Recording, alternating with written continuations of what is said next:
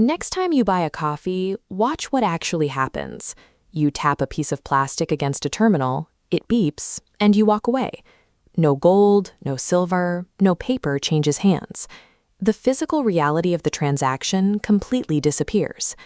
The physical coins and bills we carry, what economists call M0, represent only a tiny fraction of the total money supply. The vast majority of our wealth exists as a massive digital matrix of M1 and M2, electronic claims sitting on the ledgers of financial institutions. These digital claims are generated by the act of lending. When a commercial bank issues a new loan, it simply records that loan as a deposit for the borrower. With a few keystrokes, new electronic money is created, expanding the money supply without a single new physical coin being minted. This means we operate on fiat money, currency with no use value of its own. Its worth relies on social convention, specifically a government's declaration of legal tender and the state's requirement that we use that currency to pay our taxes. When every transaction, from buying a coffee to paying rent, is settled through entries on a screen, our daily commerce becomes dependent on an invisible ledger. Understanding how we arrived at this level of abstraction requires looking back at the era when money was heavy, tangible, and literal. There is a persistent myth that money was invented because bartering everyday goods was too inconvenient. But anthropologists have found almost no evidence of societies relying primarily on barter. Instead, communities operated on gift economies and mutual debt, keeping mental ledgers of favors owed over time. As societies expanded and began trading with strangers, they needed a standard way to measure value. They developed commodity money. The medium of exchange became a physical item with intrinsic use value, providing a concrete unit of account to standardize prices. In ancient Mesopotamia, around 3000 BC, the shekel was originally a specific weight of barley. Other cultures adopted similar physical standards. Across the Americas, Asia, and Africa, people traded goods using cowrie shells. Around 650 BC, the Lydians introduced a critical innovation. They began stamping pieces of gold and silver into standardized coins. The stamp guaranteed the exact weight of the metal, assuring merchants of its value and making the currency harder to counterfeit. But commodity money had a major flaw. Because the medium of exchange was the heavy metal itself, moving large sums of wealth meant literally dragging tons of silver or gold across continents. Physical commodities solved the problem of trust by carrying their value within their own weight. However, that material weight placed a hard limit on how far and fast a local economy could expand.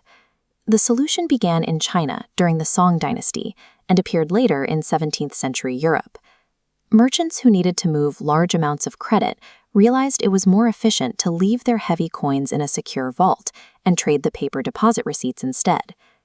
Representative money works through a specific relationship. Paper tokens carry no intrinsic value, acting as a guaranteed claim to gold held securely in a vault. Because merchants no longer carried actual metal, paper notes circulated rapidly, increasing market liquidity across borders, while gold stayed put. By the early 20th century, almost all major industrial nations had adopted a system based on this principle, the gold standard. Governments backed their legal tender notes with fixed preset quantities of gold reserves. Representative money successfully separated the active trading from the physical weight of the metals, yet the entire global economy remained strictly tethered to the finite supply of physical gold buried in bank vaults. Tying a nation's money supply to how much metal it could dig out of the ground eventually became too restrictive. If the supply of gold couldn't keep up with economic growth, prices dropped, causing deflation. Governments also found it difficult to manage monetary policy or finance major wars when their spending was constrained by physical reserves. After World War II, at the Bretton Woods Conference, nations agreed to a new structure. Most global currencies were fixed to the US dollar, and the US dollar, in turn, was tied directly to gold. The dollar served as the ultimate global proxy for the precious metal. That tether held until 1971. Facing mounting economic pressure, the US government officially suspended the convertibility of the dollar into gold. This severed the final link to physical commodities. Modern currencies are now unbacked by any tangible asset. They hold value through government decree and the demand created by states requiring taxes to be paid in that specific currency. 1971 marked the moment money shed its physical anchor for good. The medium of exchange transitioned from a tangible claim on a shiny metal into a purely social agreement. Once money was no longer tied to physical commodities, it no longer required a physical form like paper or coins to function. Computer technology accelerated this shift. By the 1990s, commercial bank money was rapidly digitizing. Money transfers between institutions became nothing more than electronic data moving across computer networks. In 2008, Bitcoin pushed this dematerialization to its logical extreme.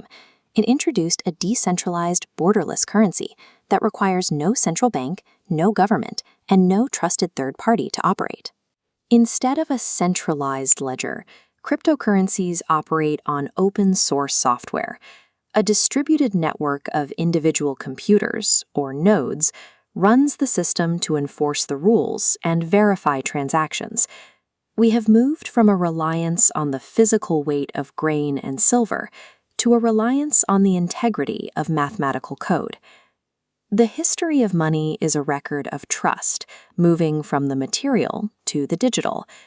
It is a system that sheds its physical form as our methods for recording and verifying value become more sophisticated.